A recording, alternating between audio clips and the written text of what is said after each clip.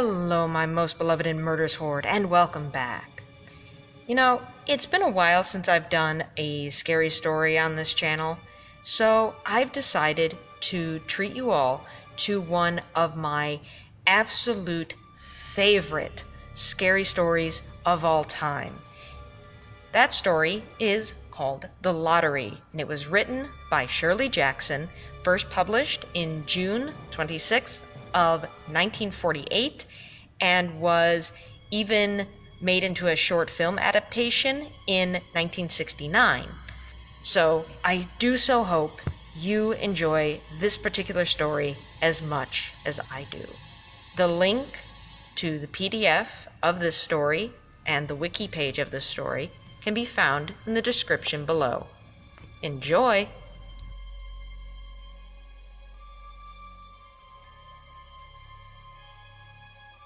The morning of June 27th was clear and sunny, with the fresh warmth of a full summer day. The flowers were blossoming profusely, and the grass was richly green. The people of the village began to gather in the square between the post office and the bank around 10 o'clock. In some towns, there were so many people that the lottery took 2 days and had to be started on June 26th. But in this village, where there were only about 300 people, the whole lottery took less than 2 hours, so it could begin at 10 o'clock in the morning and still be through in enough time to allow the villagers to get home for noon dinner. The children assembled first, of course. School had recently been over for the summer, and the feeling of liberty sat uneasily on most of them. They tended to gather together quietly for a while before they broke into boisterous play, and their talk was still of the classroom and the teacher, of books and reprimands. Bobby Martin had already stuffed his pockets full of stones, and the other boys soon followed his example, selecting the smoothest and roundest stones. Bobby and Harry Jones and Dickie Delacroix eventually made a great pile of stones in one corner of the square and guarded it against the raids of the other boys. The girls stood aside, talking among themselves, looking over their shoulders at the boys, and the very small children rolled in the dust or clung to the hands of their older brothers or sisters. Soon the men began to gather, surveying their own children, speaking of planting and rain, tractors and taxes. They stood together away from the pile of stones in the corner, and their jokes were quiet, and they smiled rather than laughed. The women, wearing faded house dresses and sweaters, came shortly after their menfolk. They greeted one another and exchanged bits of gossip as they went to join their husbands. Soon the women standing by their husbands began to call to their children, and the children came reluctantly, having to be called 4 or 5 times. Bobby Martin ducked under his mother's grasping hand and ran, laughing, back to the pile of stones. His father spoke up sharply, and Bobby came quickly and took his place between his father and oldest brother.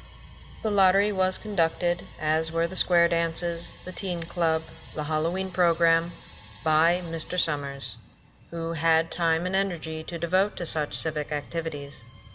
He was a round-faced, jovial man, and he ran the coal business, and people were sorry for him because he had no children, and his wife was a scold. When he arrived in the square carrying the black wooden box, there was a murmur of conversation among the villagers, and he waved and called, "Little late today, folks." The postmaster, Mr. Graves, followed him, carrying a 3-legged stool, and the stool was put in the center of the square, and Mr. Summers set the black box down upon it. The villagers kept their distance, leaving a space between themselves and the stool, and when Mr. Summers said, "Some of you fellows want to give me a hand?" There was a hesitation before 2 men, Mr. Martin and his oldest son Baxter, came forward to hold the box steady on the stool while Mr. Summers stirred up the papers inside of it. The original paraphernalia for the lottery had been lost long ago, and the black box now resting on the stool had been put into use even before Old Man Warner, the oldest man in town, was born. Mr. Summers spoke frequently to the villagers about making a new box, but No one liked to upset even as much tradition as was represented by the black box. There was a story that the present box had been made with some of the pieces of the box that had preceded it, the one that had been constructed when the first people settled down to make a village here. Every year after the lottery, Mr. Summers began talking again about a new box, but every year the subject was allowed to fade off without anything being done. The box grew shabbier each year. By now it was no longer completely black, but splintered badly along one side to show the original wood color, and in some places faded or stained. Mr. Martin and his oldest son, Baxter, held the box securely on the stool until Mr. Summers had stirred the papers thoroughly with his hand. Because so much of the ritual had been forgotten or discarded, Mr. Summers had been successful in having slips of paper substituted for the chips of wood that had been used for generations. Chips of wood, Mr. Summers had argued, had all been very well when the village was tiny, but now that the population was more than 300 and likely to keep on growing, it was necessary to use something that would fit more easily into the black box. The night before the lottery, Mr. Summers and Mr. Graves made up the slips of paper and put them in the box. And then it was taken to the safe of Mr. Summers' coal company and locked up until Mr. Summers was ready to take it to the square the next morning. The rest of the year the box was put away, sometimes one place, sometimes another. It had spent 1 year in Mr. Graves' barn, and another year underfoot in the post office, and sometimes it was set on a shelf in the Martin grocery store and left there. There was a great deal of fussing to be done before Mr. Summers declared the lottery open. There were lists to make up, heads of families, heads of households in each family, members of each household in each family. There was the proper swearing in of Mr. Summers by the postmaster as the official of the lottery. At one time, some people remembered there had been a recital of some sort, performed by the official of the lottery, a perfunctory, tuneless chant that had been rattled off duly each year. Some people believed that the official of the lottery used to stand just so when he said or sang it. Others believed that he was supposed to walk among the people, but years and years ago this part of the ritual had been allowed to lapse. There had also been a ritual salute, which the official of the lottery had had to use in addressing each person who came up to draw from the box, but this also had changed with time. Until now it felt necessary only for the official to speak to each person approaching. Mr. Summers was very good at all of this. In his clean white shirt and blue jeans, with one hand resting carelessly on the black box, he seemed very proper and important as he talked, intermittently with Mr. Graves and the Martins. Just as Mr. Summers finally left off talking and turned to the assembled villagers, Mrs. Hutchinson came hurriedly along the path to the square, her sweater thrown over her shoulders, and slid into place in the back of the crowd. "Clean forgot what today was," she said to Mrs. Delacroix, who stood next to her, and they both laughed softly. "Thought my old man was out back stacking wood," Mrs. Hutchinson went on. "And then I looked out the window, and the kids were gone, and then I remembered it was the 27th and came a-running." She dried her hands on her apron, and Mrs. Delacroix said, "You're in time, though. They're still talking away up there." Mrs. Hutchinson craned her neck to see through the crowd and found her husband and children standing near the front. She tapped Mrs. Delacroix on the arm as she said farewell and began to make her way through the crowd. The people separated good-humoredly to let her through.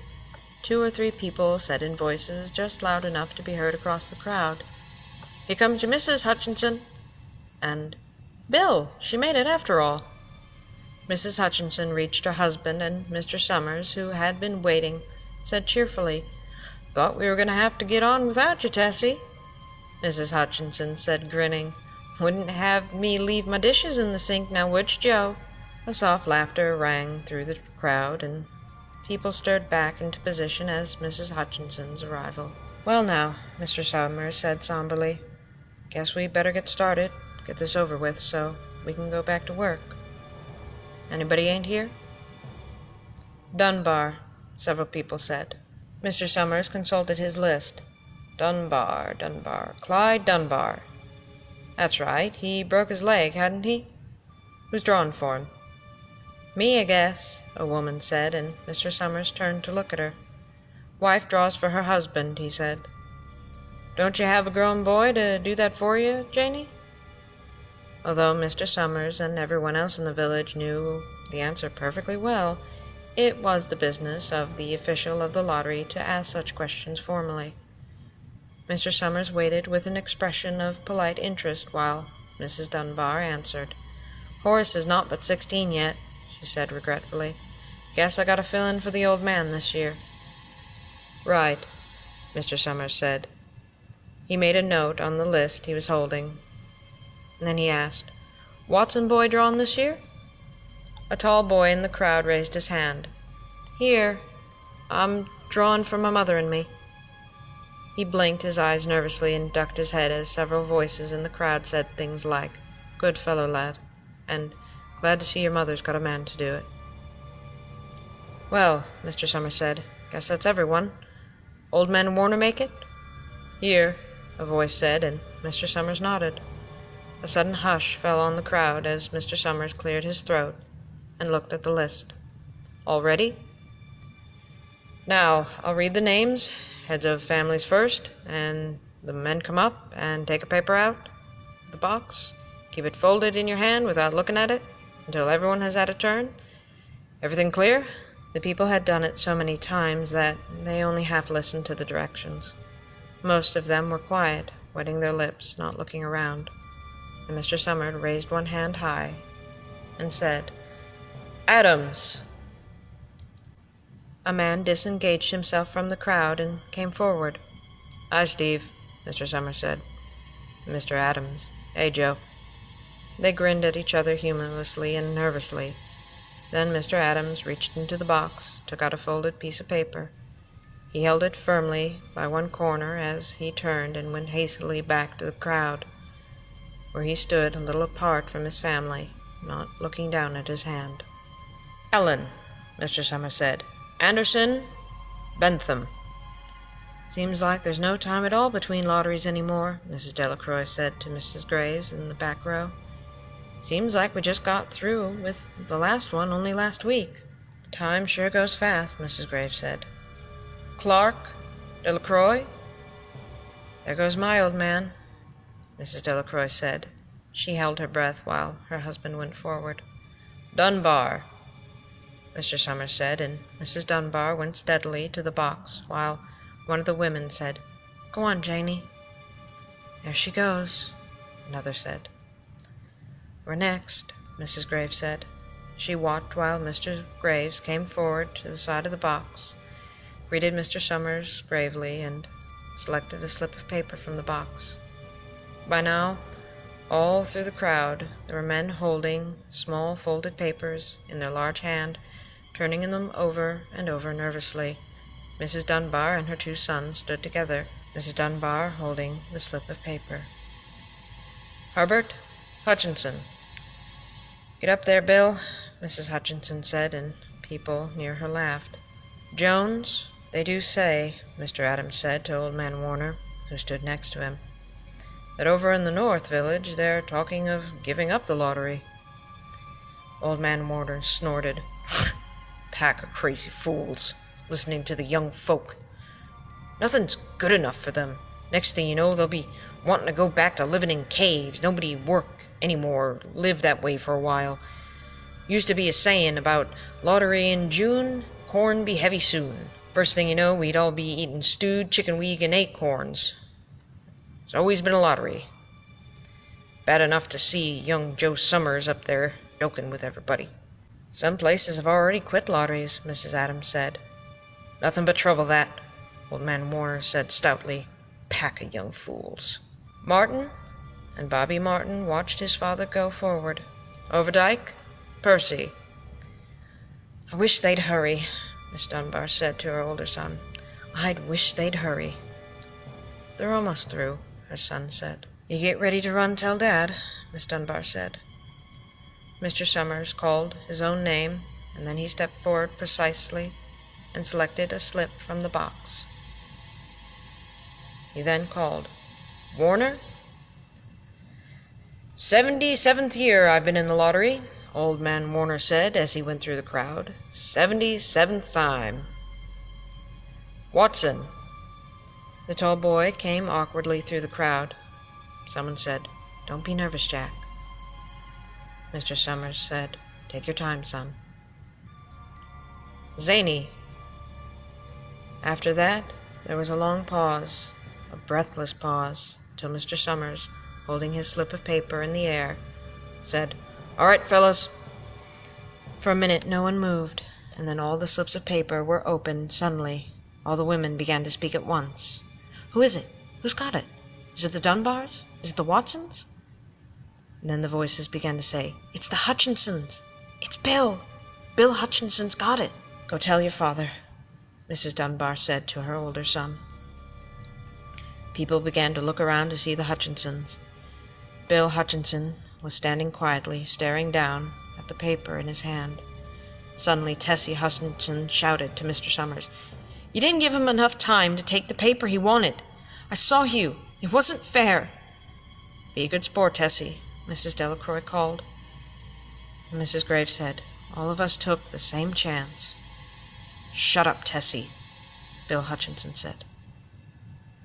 "Well, everyone," Mr. Summers said, "that was done pretty fast, and now we've got to be hurrying up a little more to get this done in time." He consulted his next list. "Bill, you draw for the Hutchinson family. You got any other households in the Hutchinsons?" "There's Don and Eva," Miss Hutchinson yelled. "Make them take their chance." "Daughters draw with their husbands' families, Tessie," Mr. Summers said gently. "You know that as well as everyone else." "It wasn't fair," Tessie said. "I guess not, Joe," Bill Hutchinson said regretfully. "My daughter draws with her husband's family. That's only fair, and I've got no other family except the kids. And as far as drawing for families is concerned, it's you," Mr. Summers said in explanation. "And as far as drawing for households is concerned, that's you too, right?" "Right," Bill Hutchinson said. "How many kids, Bill?" Mr. Summers asked formally. "3. There's Bill Jr. and Nancy and little Dave and Tessie and me." "All right, then. Harry, you got their tickets back?" Mr. Graves nodded and held up the slips of paper. "Put them in the box. Take Bill's and put it in," Mr. Summers directed. "I think we ought to start over. I tell you, it wasn't fair. You didn't give him enough time to choose. Everyone saw that," Mrs. Hutchinson said as quietly as she could. Mr. Graves had selected the 5 slips and put them in the box, and he dropped all the papers but those onto the ground, where the breeze caught them and lifted them off. "Listen, everyone." "Ready, Bill?" Mr. Summers asked, and Bill Hutchinson, with one quick glance around at his wife and children, nodded. "Remember," Mr. Summers said, "take the slips, keep them folded until each person has taken one. Harry, you help little Dave." Mr. Graves took the hand of the little boy who came willingly with him up to the box. "Take a paper out of the box, Davy," Mr. Summers said. Davy put his hand into the box and laughed. "Take just one paper," Mr. Summers said. "Harry, you hold it for him." Mr. Graves took the child's hand and removed the folded paper from the tight fist and held it, while little Dave stood next to him and looked up at him wonderingly. "Nancy next," Mr. Summers said. Nancy was 12, and her school friends breathed heavily as she went forward, switching her skirt, and took a slip daintily from the box. "Bill Jr.," Summers said. And Billy, his face red and his feet overlarge, nearly knocked the box over as he got the paper out. "Tessie," Mr. Summers said. She hesitated for a minute, looking around defiantly, and then set her lips, went up to the box, She snatched a paper out and held it behind her. "Bill," Mr. Summers said, and Bill Hutchinson reached into the box, felt around, bringing his hand out, at last, with the last slip of paper in it. The crowd went quiet. The girl whispered, "I hope it's not Nancy." And the sound of the whisper reached the edges of the crowd. "It's not the way it used to be," Mr. Warner said clearly. "People ain't the way they used to be." "All right," Mr. Summers said. "Open the papers. Harry, you open little Dave's." Mr. Graves opened the slip of paper, and there was a general sigh through the crowd as he held it up. Everyone could see that it was blank. Nancy and Bill Jr. opened theirs at the same time, and both beamed and laughed, turning around to the crowd, holding up their slips of paper above their heads. "Tessie," Mr. Summers said. There was a pause. Then Mr. Summers looked at Bill Hutchinson, and Bill unfolded his paper and showed it. It too was blank. "It's Tessie," Mr. Summers said, his voice now hushed. "Show us her paper, Bill." Bill Hutchinson went over to his wife and forced a slip of paper out of her hand. It had a black spot on it. The black spot Mr. Summers had made the night before with a heavy pencil in the coal company office. Bill Hutchinson held it up, and there was a stir in the crowd. "All right, folks," Mr. Summers said. "Let's finish this quickly." Although the villagers had forgotten the ritual and lost the original black box, they still remembered to use stones. The pile of stones the boys had made earlier was ready. There were stones on the ground, with the billowing scraps of paper that had come out of the box. Delacroix selected a stone so large he had to pick it up with both hands and turned to Mrs. Dunbar. "Come on, hurry up." Mr. Dunbar had large stones in both hands. As she was gasping for breath, "I can't run at all. You'll have to go ahead, and I'll catch up with you." The children had stones already, and someone gave little Davy Hutchinson a few pebbles. Tessie Hutchinson was now in the center of the cleared space by now, as she held her hands out desperately as the villagers moved in on her. "It isn't fair," she said. A stone hit her on the side of the head. Old Man Warner saying, Come on, everyone." Steve Adams was in the front of the crowd of villagers, with Mrs. Graves beside him. "It isn't fair. It isn't right," Mrs. Hutchinson screamed. And then they were upon her.